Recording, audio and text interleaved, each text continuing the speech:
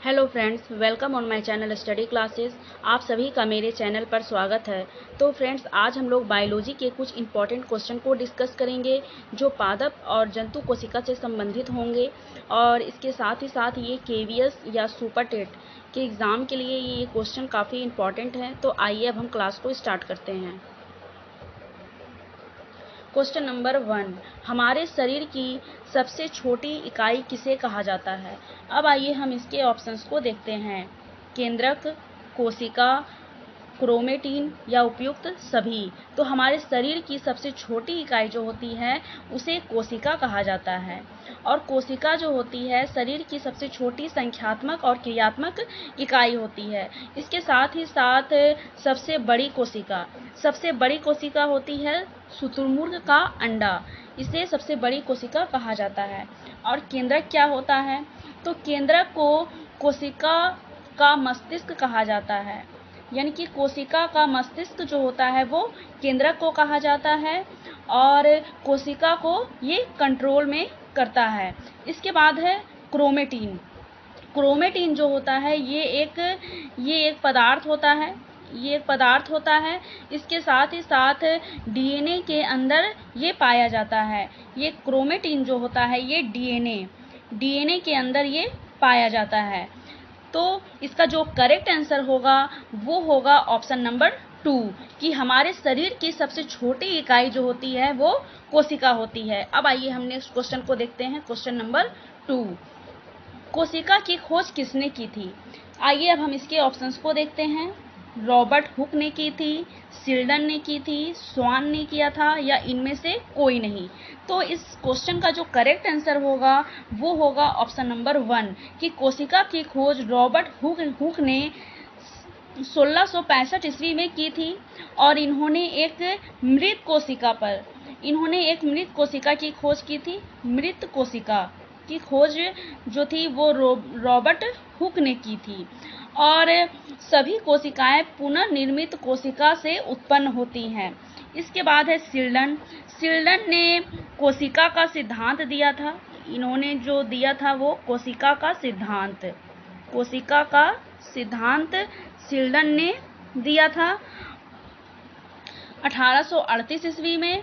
और स्वान जो थे इन्होंने भी कोशिका का सिद्धांत दिया था 1839 ईस्वी में। तो इसका जो करेक्ट आंसर होगा वो होगा ऑप्शन नंबर 1, कि कोशिका की खोज की थी रॉबर्ट हुक ने। अब आइए हम नेक्स्ट क्वेश्चन को देखते हैं। क्वेश्चन नंबर 3, मानव शरीर की सबसे लंबी कोशिका कौन होती है? अब आइए हम इसके ऑप्शंस को देखते हैं।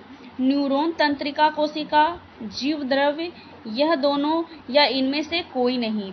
तो इसका जो करेक्ट आंसर होगा वो होगा ऑप्शन नंबर 1, कि मानव शरीर की सबसे लंबी कोशिका जो होती है वो न्यूरो तंत्रिका कोशिका होती है। और ये कहाँ पाई जाती है?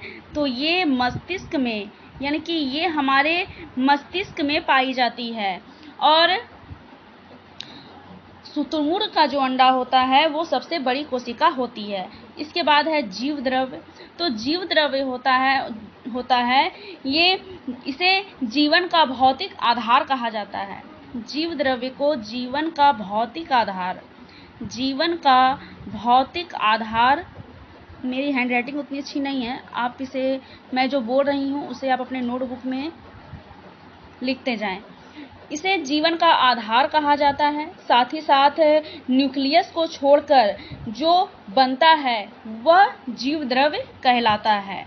आइए अब हम आगे देखते हैं क्वेश्चन नंबर 4 को। तो इसका जो करेक्ट आंसर होगा क्वेश्चन नंबर 3 का वो होगा ऑप्शन नंबर 1, कि मानव शरीर की सबसे लंबी कोशिका जो होती है वो न्यूरॉन तंत्रिका कोशिका होती है, जो मस्तिष्क में पाई जाती है। अब आइए हम नेक्स्ट क्वेश्चन को देखते हैं। क्वेश्चन नंबर 4, कोशिका झिल्ली किसे कहा जाता है? अब आइए हम इसके ऑप्शंस को देखते हैं। कोशिका झिल्ली पादप एवं पौधे दोनों में पाए जाते हैं। तो ये बात बिल्कुल करेक्ट है कि कोशिका झिल्ली जो होती है वो पादप और पौधे दोनों में पाए जाते हैं।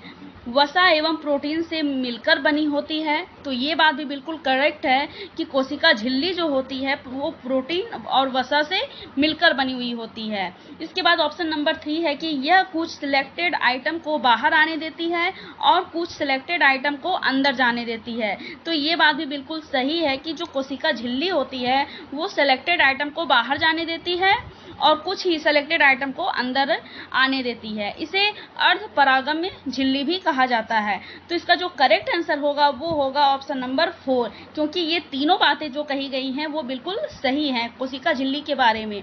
तो इसका जो करेक्ट आंसर होगा वो होगा ऑप्शन नंबर 4। अब आइए हम नेक्स्ट क्वेश्चन को देखते हैं, क्वेश्चन नंबर 5। कोशिका भित्ति किसे कहा जाता है? अब आइए हम इसके ऑप्शंस को देखते हैं।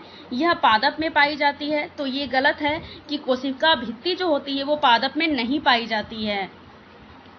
अब आइए हम सेकेंड को ऑप्शन को देखते हैं। यह सेल्यूलोज से मिलकर बना होता है, तो ये बात बिल्कुल करेक्ट है कि कोशिका भित्ति जो होती है वो सेल्यूलोज से मिलकर बना होता है।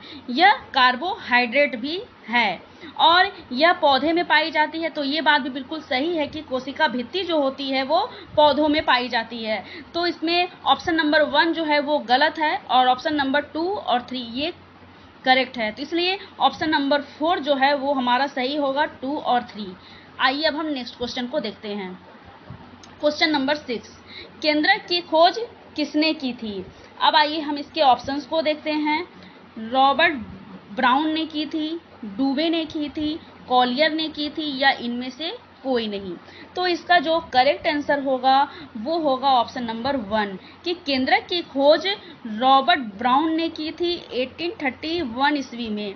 1831 ईस्वी में इन्होंने इसकी खोज की थी और कोशिका का मस्तिष्क इसे और केंद्रक को कोशिका का मस्तिष्क कहा जाता है और कोशिका को ये कंट्रोल करता है। इसके बाद है डूबे।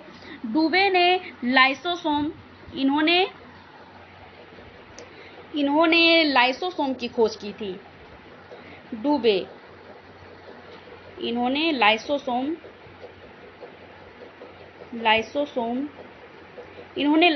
की खोज की थी और कोशिका की इसे आत्मघाती थैली, यानी कि लाइसोसोम को क्या कहा जाता है तो कोशिका की आत्मघाती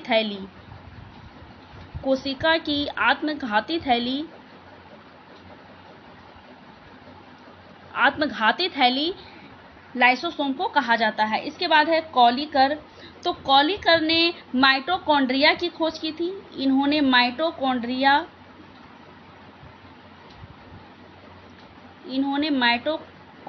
की खोज की थी 1880 ईस्वी में खोज की थी। इन्होंने माइटोकॉन्ड्रिया की खोज की थी और माइटोकॉन्ड्रिया यह ऊर्जा का निर्माण होता है और कोशिका की इसे मुद्रा कहा जाता है। माइटोकॉन्ड्रिया को कोशिका की मुद्रा कहा जाता है। अब आइए हम नेक्स्ट क्वेश्चन को देखते हैं, क्वेश्चन नंबर 7।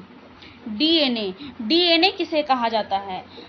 अब आइए हम इसके ऑप्शंस को देखते हैं। यह अनुवांशिक पदार्थ है, तो ये बात बिल्कुल करेक्ट है कि डीएनए जो होता है वो अनुवांशिक पदार्थ होता है और इसके साथ ही साथ इसमें है यह डीऑक्सी राइबो, यहाँ स्पेलिंग मिस्टेक है, इसे आप सुधार लें, यहाँ होगा RIBO, deoxy ribo nucleic acid. तो ये बात भी सही है कि डीएनए का जो फुल फॉर्म होता है वो होता है डीऑक्सी राइबो न्यूक्लिक एसिड।